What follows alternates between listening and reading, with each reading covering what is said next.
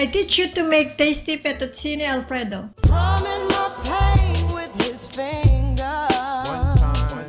Ingredients: chop chop, chicken, garlic, onion, cooking oil, evaporated milk, chicken bouillon, mozzarella, Alfredo, fettuccine, salt and pepper. Pasta cook separately. Add cooking oil, add garlic, add onion, add chicken, add pepper, add chicken bouillon, add evaporated milk, add salt, add Alfredo sauce, Add 1 cup water.